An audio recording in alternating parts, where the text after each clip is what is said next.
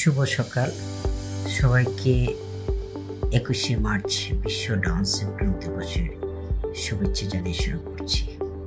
আমি অধ্যাপক ডাক্তার অযোধ্যা রানী সাহা, অধ্যাপক ও বিভাগীয় প্রধান শহীদ সোহরাওয়ার্দী মেডিকেল কলেজ শিশু বিভাগ। আমার পরিচয়ের প্রধান একটি পরিচয়, আমি সফল ডাউন সিনড্রোম ব্যক্তিত্ব প্রজ্ঞা পারমিতার গর্বিত মাতা। আমি দীর্ঘদিন ধরে ডাউন সিনড্রোম শিশু, রোগী এবং তাদের পরিবারকে নিয়ে কাজ করে যাচ্ছি। আমি আমাকে এই সেবায় নিবেদিত করে রেখেছি এবং যতদিন বাঁচব ততদিন তাদের নিয়ে কাজ করব। 21শে মার্চ বিশ্ব ডাউন সিনড্রোম দিবস। আমরা জানি ডাউন সিনড্রোম একটি ক্রোমোজোমাল সমস্যা এবং 21তম ক্রোমোজোমে দুটির জায়গায় 3টি ক্রোমোজোম থাকে, সেই জন্য এটিকে ট্রাইজোমি 21 বলা হয়। এবং সেই নামের গুরুত্ব বজায় রাখতে গিয়ে 21শে মার্চ যেহেতু বছরের 3য় মাস এবং 21তম ক্রোমোজোমের জন্য 21 তারিখকে বিশ্ব ডাউন সিনড্রোম দিবস হিসেবে সারা বিশ্বব্যাপী পালন করা হচ্ছে দীর্ঘদিন যাবত। বাংলাদেশে আমরা 2014 সালে প্রথম আমি মা এবং চিকিৎসক হিসেবে আমার কিছু চিকিৎসক বন্ধু এবং আমাদের আরও কিছু অভিভাবকদেরকে নিয়ে ডাউন সিনড্রোম অ্যাসোসিয়েশন প্রতিষ্ঠা করি এবং বিশ্ব ডাউন সিনড্রোম দিবস পালন করি।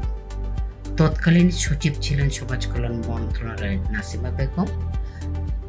সে আমাদের সাথে এই কাজে একাত্মতা ঘোষণা করেন এবং পরবর্তী প্রত্যেকটি সচিব আমাদের সাথে ছিলেন। 2017 সাল থেকে সরকারের মাধ্যমে সমাজ কল্যাণ মন্ত্রণালয়ের মাধ্যমে এই দিবসটি পালন করা হয়ে আসছে। এবারও neuro developmental disability trust act অর্থাৎ এনডিডি ট্রাস্টের মাধ্যমে এই দিবসটি পালন করার উদ্যোগ নেওয়া হয়েছে।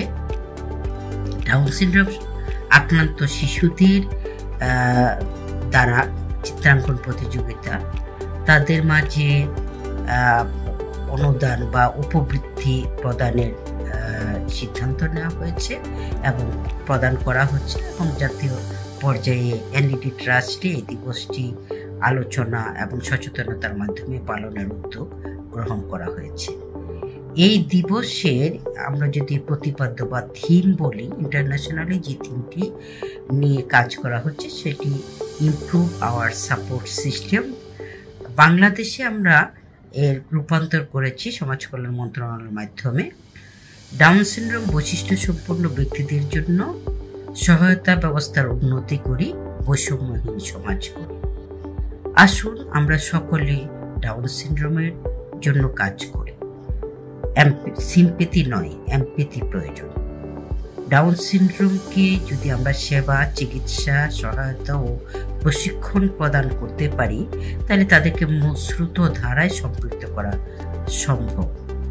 আমি একজন মা হিসাবে, চিকিৎসক হিসেবে এবং ডাউন সিনড্রোমের সেবাকর্মী হিসাবে সরকারের কাছে আবেদন করব, down syndrome medical support system বা মেডিকেল পাথওয়ে তৈরি যদি করি তাহলে আমরা জন্মের সাথে সাথে তাদেরকে সেবা প্রদান করতে পারবো এবং তাদেরকে মূল স্রোত ধারায় সম্পৃক্ত করতে পারবো এবং আমরা অ্যান্টিনেটাল স্ক্রিনিং প্রোগ্রামও চালু করতে পারি, যার মাধ্যমে আমরা অ্যান্টিনেটালি তাদেরকে ডায়াগনোসিস করতে পারবো।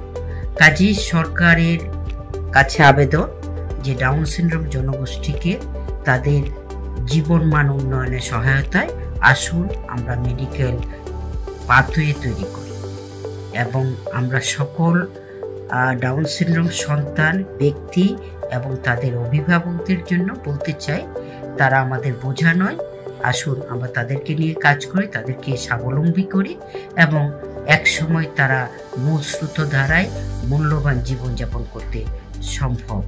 সবাইকে ধন্যবাদ জানিয়ে আমি আমার বক্তব্য শেষ করছি। ধন্যবাদ সবাই।